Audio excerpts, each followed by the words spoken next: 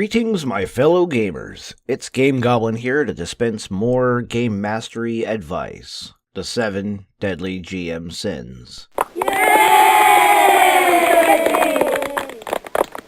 Today's episode is about Sloth.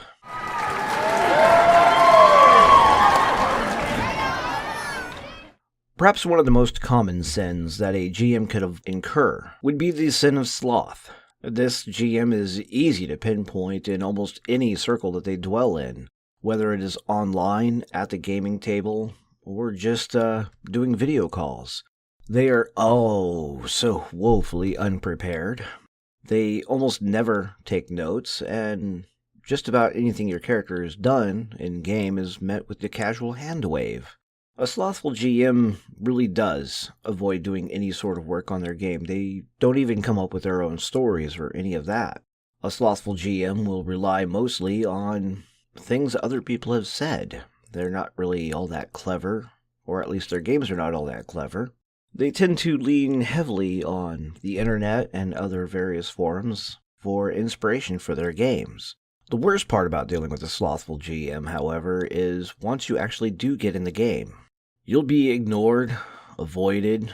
The GM will do everything they can to do anything sort of possible. It almost begs the question, why is this person a GM in the first place? Why do they want to try to tell a story with players? That's an answer I can't give you, even after all the years that I've been gaming.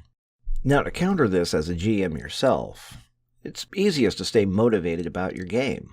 If you have a great idea, stay on ball. Be sure to get your players at the table to be also just as enthused as you are about the setting that you're running. If they're lacking in enthusiasm about your setting, after all, a game is kind of a synergy between player and dungeon master, referee, game master, dude with the dice behind the screen. The best way to do this is to find out what your players want.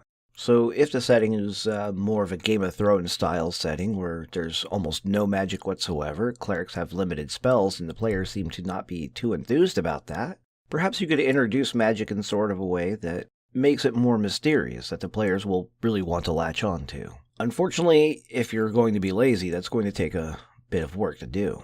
Now, no one likes a slothful GM. No one likes a GM who's going to sit there and do practically nothing. It's even worse than a player who does nothing. I've already detailed that in a previous Silly Stories episode. But a GM who does really nothing at all is actually a detriment to not only the group, but themselves.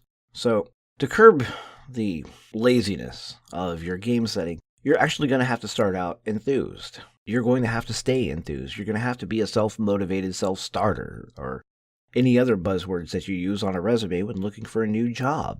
It's not easy. Being a GM is never easy. In fact, it's one of the hardest things you can do while gaming because you have an inordinate amount of books to read and rules to keep tabs on, and you've got players making unusual and sometimes odd demands that just don't fit the setting. Being lazy about the game is a sure way to kill it. You're going to have to take notes, even if they're the simplest ones. You're going to have to put some effort into your NPCs, even if you just want to do two-dimensional cardboard cutouts. The more work you put into your game, the more your characters will enjoy it. So if you start off with a good idea and you just don't feel the enthusiasm, be enthusiastic if you can. Fake it if you must. Your players will sense this. It's kind of like the old trick of smiling while you're on the telephone. It makes you seem more friendly even though you're not. So if you're even putting forth token effort, your players will catch on to this, hopefully, and see that, hey, this guy is actually putting effort, or this gal is putting effort into their game. In the end, it will make everything better for everyone. The source of today's episode actually took 2 weeks to approve my character in an online forum, while others had waited even longer. The said GM who invoked this particular episode did many things that could definitely fall within sloth. They would relegate simple roleplay sessions down to nothing more than dice rolls, which is a sign of being a slothful GM. So if you really aren't up to the task to roleplay, push that off just a little bit, but keep it in your notes to go back and revisit that if you can.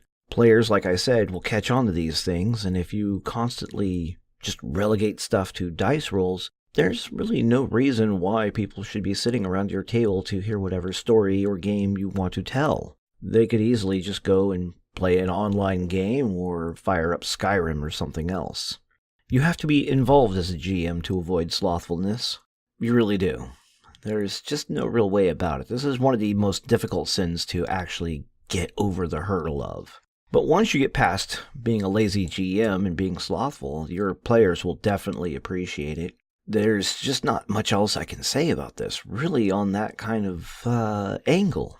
So, if you're a slothful GM and feeling a bit lazy, you may want to think about how you're doing your game more. What is it that provoked you to run a game in the first place?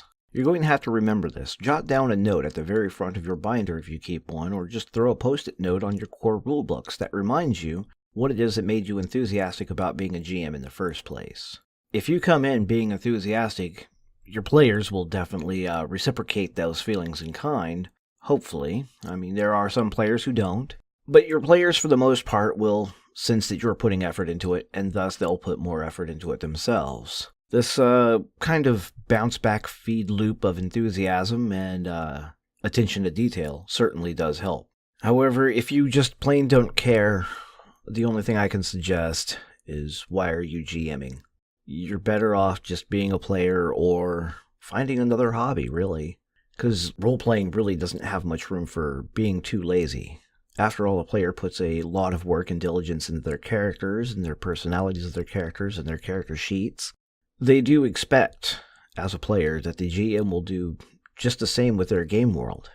And if they see you being lazy with your world, your players won't care about your world. There's not much else I can say about Sloth beyond that. I mean, it's a pretty easy sin to nail down and say, hey, this is what's going on.